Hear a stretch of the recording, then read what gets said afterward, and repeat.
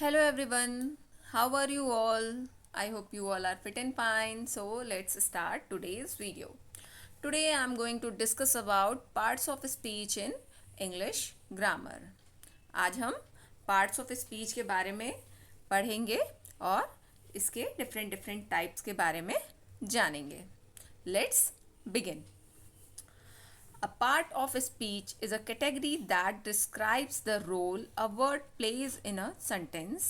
In other words, it indicates how the word functions in meaning as well as grammatically within the sentence. तो parts of speech होता क्या है? हम अगर कोई भी वर्ड बोलते हैं, जब भी कोई वर्ड बोलते हैं इंग्लिश में, हिंदी में, कभी भी कोई भी वर्ड बोलते हैं, वो हमेशा एक क्या होता है, पार्ट्स ऑफ स्पीच होता है. जैसे ये पेंसिल रखी है, अगर हम ये बोलते हैं कि दिस इज़ अ पेंसिल, तो जो ये सेंटेंस फॉर्म हो रहा है दिस इज अ पेंसिल, ये पूरा हर एक वर्ड क्या है, एक पार्ट ऑफ स्पीच है जिससे मिलके एक पूरा सेंटेंस फॉर्म हुआ है. मींस जब भी हम कोई सेंटेंस फॉर्म करते हैं उसमें क्या होता है, जितने भी वर्ड्स का यूज़ किया जाता है वो सारे वर्ड कोई ना कोई पार्ट्स ऑफ स्पीच होते हैं. Let's see the types of parts of speech. जो पार्ट्स ऑफ स्पीच होता है वो कितने टाइप का होता है, जिनसे एक सेंटेंस फॉर्म, जो अलग अलग वर्ड होते हैं वो क्या क्या हो सकते हैं ग्रामर में. Let's see. Noun, pronoun, adjective, verb, adverb, preposition, conjunction and interjection. जो टोटल जो सेंटेंस हम फॉर्म करते हैं उसमें मेनली यही जो वर्ड्स होते हैं वो इन्हीं कैटेगरीज में कंसीडर किए जाते हैं. अब देखेंगे कि ये जो वर्ड होते हैं, ये जो पार्ट्स ऑफ स्पीच होते हैं वो होते क्या है, मेनली उनका ग्रामर में किस तरीके से यूज़ किया जाता है. First, noun. A noun is a name. It indicates a person, place, animal, thing, idea, emotions और फीलिंग. नाउन क्या होता है, जैसे हमें नाउन की डेफिनेशन पता है, a noun is a name of person, place, animal, thing और फीलिंग्स. जब हम किसी भी चीज़ को कोई नाम देते हैं, कोई भी नाम अगर आता है तो वो किस में आता है, नाउन में कंसीडर किया जाता है. जैसे अगर एक कोई एनिमल खड़ा है तो उसको, उसका नाम अगर लॉयन है तो हम उसको लॉयन बुलाएंगे और लॉयन क्या आएगा, नाउन में आएगा. तो किसी भी चीज़ का नाम हम आई लव चॉकलेट, तो जो लव है, लव को भी एक हमारी फीलिंग है लव, उसको भी हमने एक नाम दिया है, लव का नाम दिया है. तो जिस भी चीज़ को हम किसी नाम से रिप्रेजेंट करते हैं, नाम के थ्रू इंडिकेट करते हैं, नाम से डिस्क्राइब करते हैं किसी भी चीज़ को, तो वो नाम किस में कंसीडर किया जाता है, नाउन में कंसीडर किया जाता है. If you want full explain video on noun, then go to my channel and also the link is given in the description. Next part of speech क्या है, pronoun. A pronoun is used in place of a noun or noun phrase to avoid repetition. Pronoun क्या होता है, जहाँ भी हम noun का use करते हैं तो बार बार नाउन का यूज़ को अवॉइड करने के लिए हम प्रोनाउन का यूज़ करते हैं.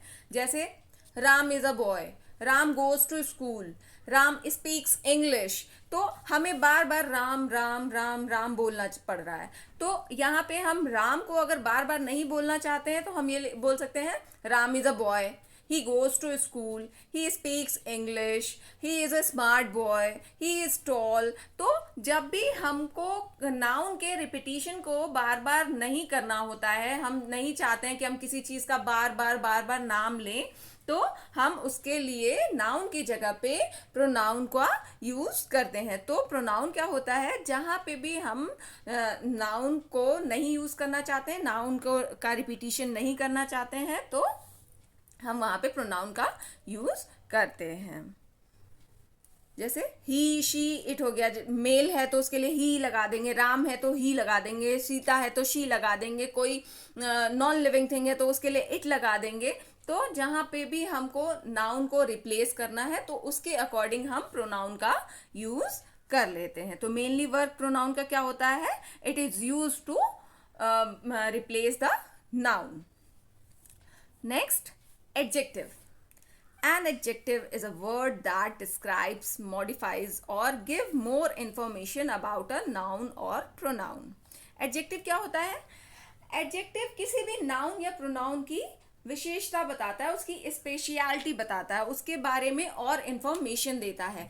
जैसे Sita is a girl, simple सा एक सेंटेंस है, सीता इज अ गर्ल। तो इसके बारे में गर्ल की कोई स्पेशलिटी विशेषता नहीं पता चल रही है कि वो कैसी है।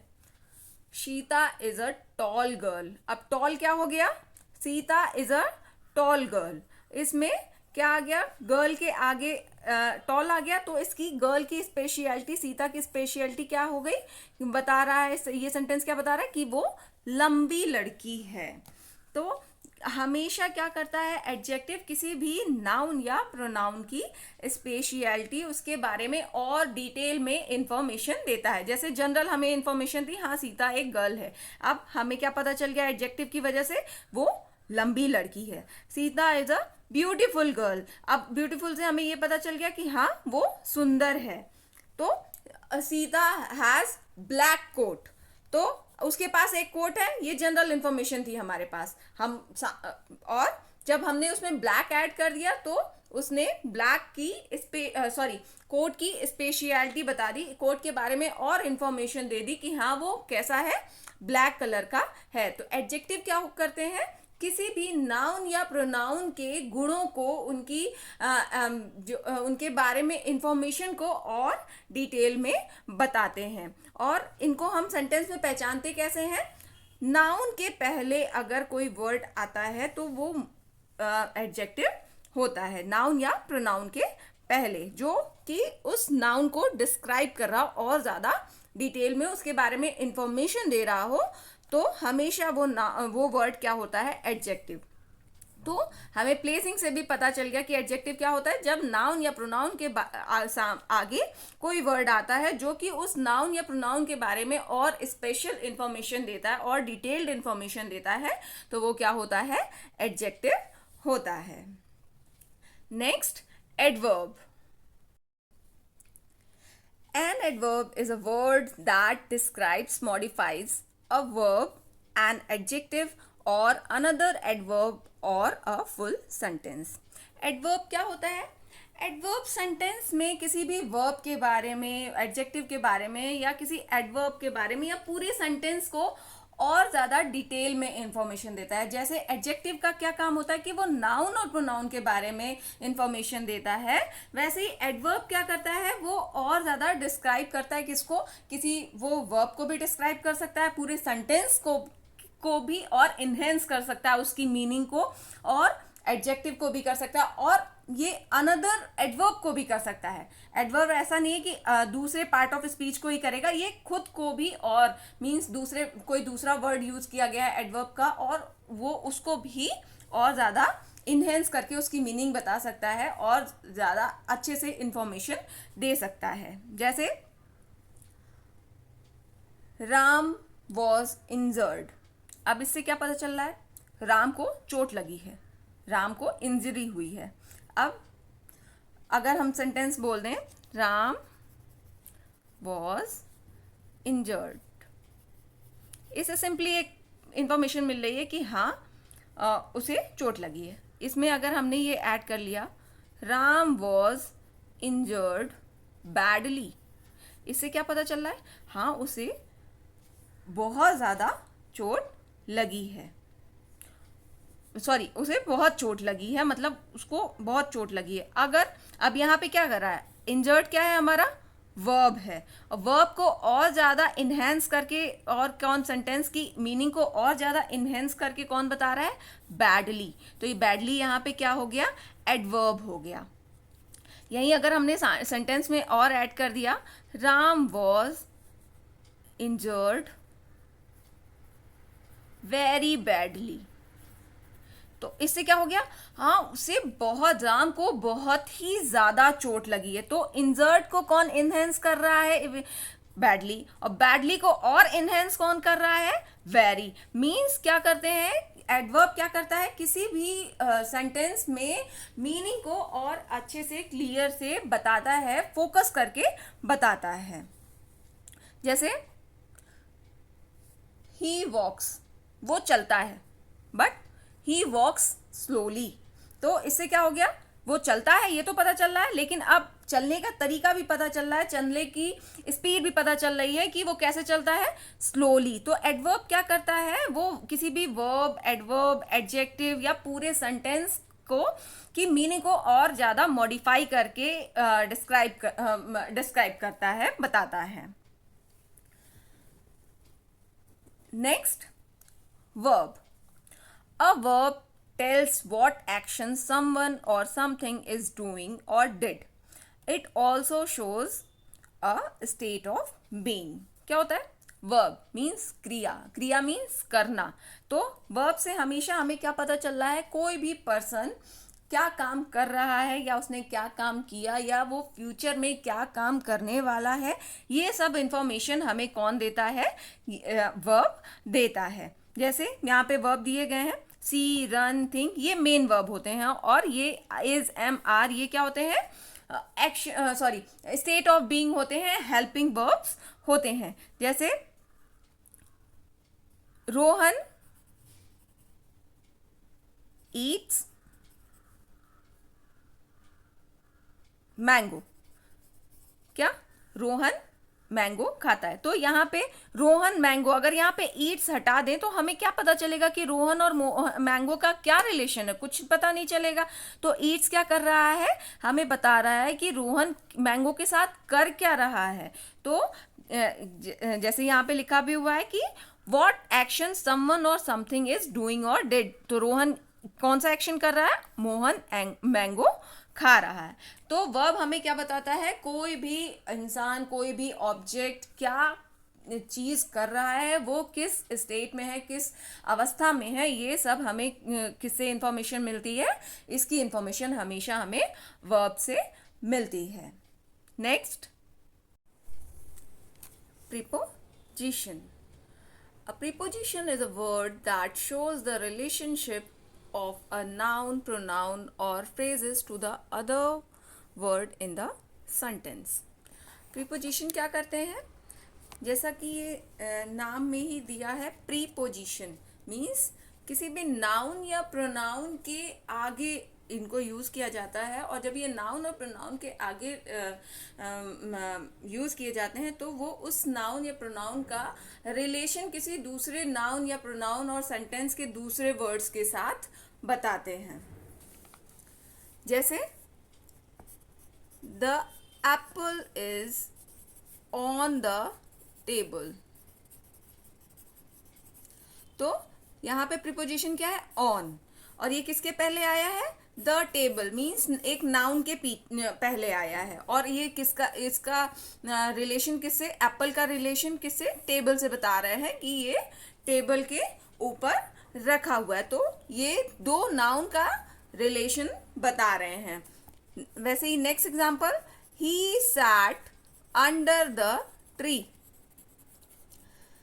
अब यहाँ पे क्या है, ये एक प्रोनाउन है, ये एक नाउन है, नाउन के पहले ये आया प्रीपोजिशन, और ये नाउन और प्रोनाउन के बीच के रिलेशन को बता रहा है। तो प्रीपोजिशन क्या करते हैं, किसी भी नाउन या प्रोनाउन के आगे आके उनका रिलेशन किसी दूसरे नाउन या प्रोनाउन या सेंटेंस के अदर वर्ड्स के साथ बताते हैं।